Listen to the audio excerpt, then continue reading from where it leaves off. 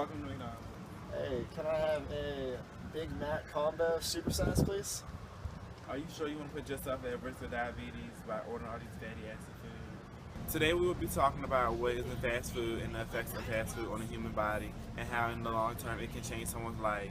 Between the amounts of fatty acids, high cholesterol, and high amounts of sodium in fast food, the effects can turn your body into something like this. So for starters, how many of you actually want to become fat, pushed around in a wheelchair, and attend regular checkups? Hopefully none of you purposely want to do that to yourselves.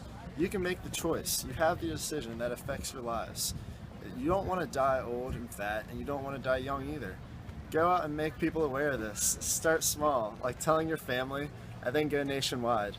Email the director of Obesity Action Coalition, Mr. Naglowski, at jnaglowski@obesityaction.org. Wouldn't you like to know what is in your meal before you're ordering it? Well, most people do. Well, the burger joints and the chicken joints don't really think of the building blocks of a menu as the items and the ingredients. They think of it as components, which are made up of ingredients. For example, McDonald's famous Big Mac.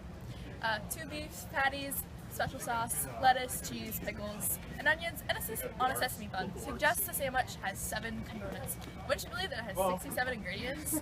Many menu items contain processed foods, which have been modified for their natural state or safety and convenience. Processed foods tend to have multiple additives to keep them fresh longer.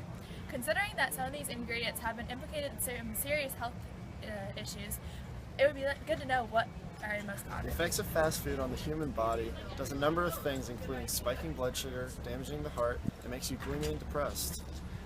Blood sugar levels, according to the American Diabetes Association, can raise too high because the average fast food meal contains 1,000 calories, including refined carbohydrates. Also, in 2005 study in The Lancet showed that the young adults who ate more fast food had a 2-fold increase in insulin resistance, which is associated with type 2 diabetes. Consuming too much salt raises your blood pressure levels and forces your kidneys to work harder. High salt intake is attributed to 2.3 million deaths worldwide, but by reducing your fast food intake, you can avoid becoming a statistic. That was through the Live Strong organization. According to the Centers for Disease Control and Prevention, 1 in 10 Americans suffer from depression, and diet might be a big part of the problem. A study published in March 2012 in Public Health Nutrition said that followed nearly 9,000 people who had never been diagnosed with depression. In the long term, eating fast food can cause one's body to be accustomed to the food and the intake they have every day. The amount of fast food consumed every day can vary to affect someone will have later on down the line. But does this make it right for one to eat like this? Your health should be the #1 priority, because if you are not healthy, it can eventually lead to death if you are not watching closely. Don't forget that your future is in your hands, and only you have the decision to tell what your body will be down the line. So if you want to go out, go ahead. Just order something that's not all fried or greasy, maybe only a small little portion. If you want to help make people aware on this rise of obesity here in the United States, well, let's take a stand and tell the world.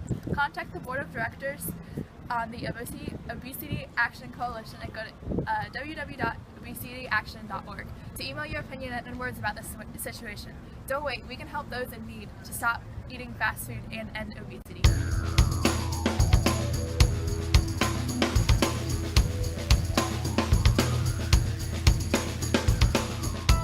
Sing it out, boy, you've got to see what tomorrow brings.